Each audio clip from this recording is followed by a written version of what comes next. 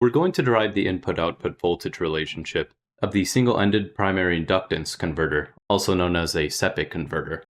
So this configuration of the DC-DC converter acts pretty similarly to the Chuck converter, which I've added in the description below.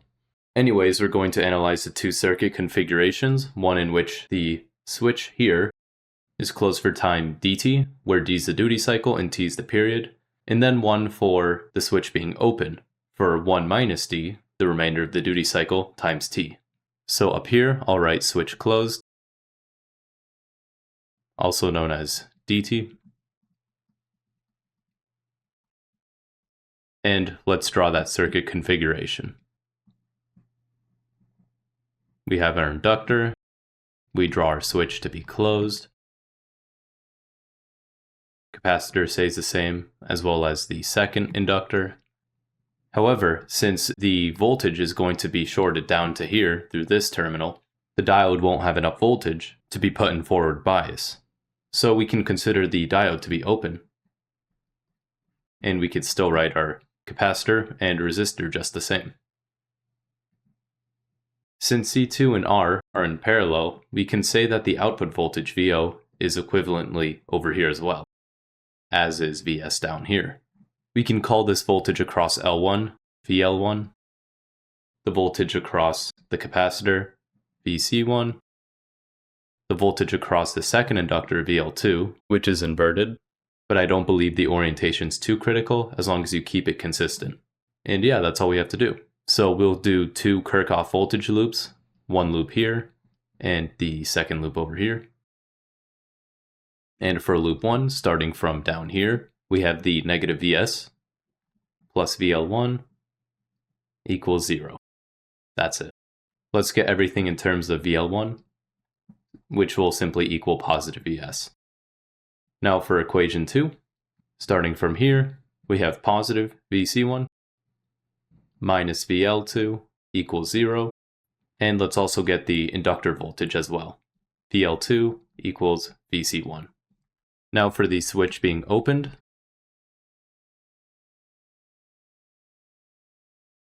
in other words 1 minus dt, let's start to redraw the circuit. We have our switch open.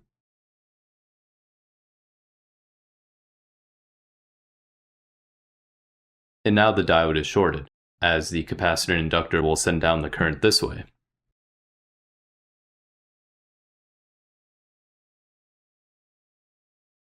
So again, we can call this terminal V0, VL2, VC1, and VL1. We're going to draw our third and fourth KVL loops, which will give us, from loop 3, negative Vs plus VL1 plus VC1 minus VL2 equals 0. Getting it in terms of the inductor L1 voltage, we have VL1 equals VL2 plus Vs minus Vc1. For equation 4, starting on this node here, we have positive VL2 plus Vout. Therefore, VL2 equals negative VO.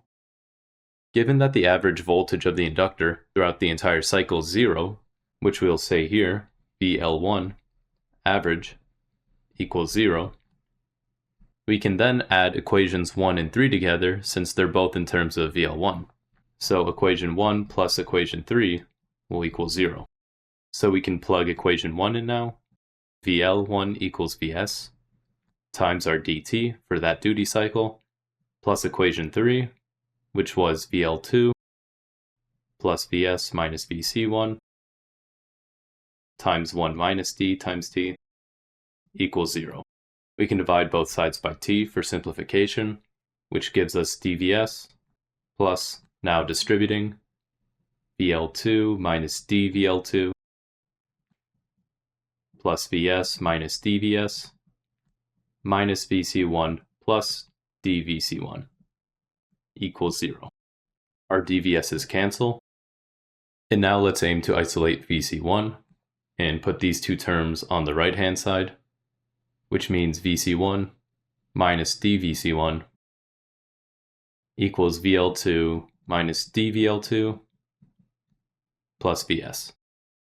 Now we can factor out some common terms. So for VC1, we have our 1 minus d term, as well as for the VL2 term, with our additional plus Vs. Dividing by 1 minus d, we get VC1 equals VL2 plus Vs over 1 minus d. And we'll call this equation A. Now I'm going to clear up some space so we can solve for equations 2 and 4. So now we're going to say VL2 average equals 0, which means that equations 2 plus 4 equals 0. Plugging in those equations, that means that VL2 equals VC1 times dt plus our equation 4, which said VL2 equals negative Vout, times 1 minus dt equals 0. Distributing again, this one should be a little faster. We can also divide by t here, so that leaves us with dVC1 minus VO plus dVO equals 0. Isolating the capacitor voltage, we get dVC1 equals VO minus dVO, which also equals 1 minus d times VO, which leaves us with our equation B, once we divide everything by d, by saying VC1 equals 1 minus d over d times VO. Finally, since equations A and B have a common term of VC1, we can set both of those equal to each other.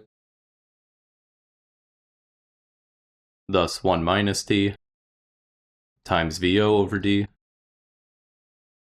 equals VL2 plus Vs over 1 minus d. Now the final step is to get everything in terms of the input and output voltage.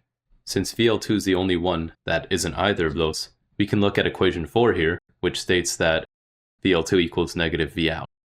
So we can do a little substitution there by saying 1 minus d over d VO equals negative Vout plus Vs over 1 minus d.